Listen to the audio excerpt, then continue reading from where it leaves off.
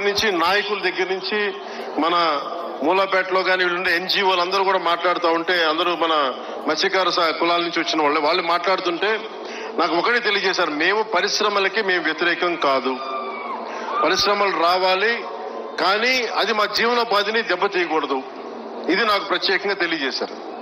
So దాన్ని దృష్టిలో పెట్టుకునే ఇక్కడున్న మన పిఠాపురం, ఈ ఉప్పాడ కొత్తపల్లి ప్రాంతం ప్రజలతో పాటు రాష్ట్ర ప్రజలకు కూడా నేను ఒకటే తెలియజేస్తా ఉన్నాను. ముఖ్యంగా నేను ఎన్విరాన్మెంట్ మినిస్ట్రీగా నేను బాధ్యత తీసుకున్న, pollution control board, PCB, environment బాధ్యత తీసుకున్న తర్వాత, ఫారెస్ట్ బార్డ్ బాధ్యత తీసుకున్న తర్వాత ఎక్కడా కూడా పెట్టుబడులు రావాలి, పరిశ్రమల్ని భయపెట్టకూడదు గత ప్రభుత్వం లాగా అని చెప్పి చాలా జాగ్రత్తగా సంయమనంతో తెలియజేస్తా ఉన్నాం. సరే, వాళ్ళ తప్పులు ఏదైనా ఉంటే సరిదిద్దుకునేలాగే ఒక ప్రయత్నం చేస్తా ఉన్నాం. సో నేనేమడిగానంటే, ముందు మీకు కొంత అవగాహన రావాలి కాబట్టి పరిశ్రమలు కనుక లేకపోతే మనం ముందుకు తీసుకెళ్ళాం అభివృద్ధిని.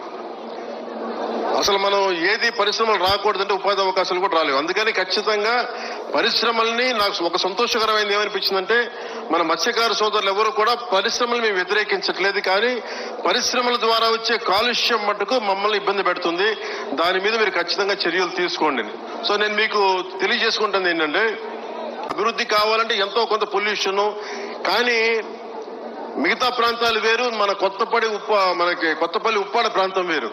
మీ కష్టాల్లో నేను ఒక సాటి మత్స్యకారుడిగా ఉంటే ఇదే నా జీవనోపాధి ఎలా ఉంటుందో అది నేను మనస్ఫూర్తిగా అర్థం చేసుకొని, సమస్య ఏమొచ్చిందంటే వ్యర్థాలని శుద్ధి చేయకుండా సముద్రంలో కలిపేస్తున్నారు. తద్వారా ఏం జరుగుతుందంటే మన మత్స్య సంపద దెబ్బతింటా ఉందని. ఇదే కదా. దీనికి నేను ఒక మత్స్యకారుడిగా నా జీవనోపాధి అయితే నేను మీలాగా ఎలా ఆలోచిస్తాను, నేను కూడా అట్లాగే ఆలోచించాను.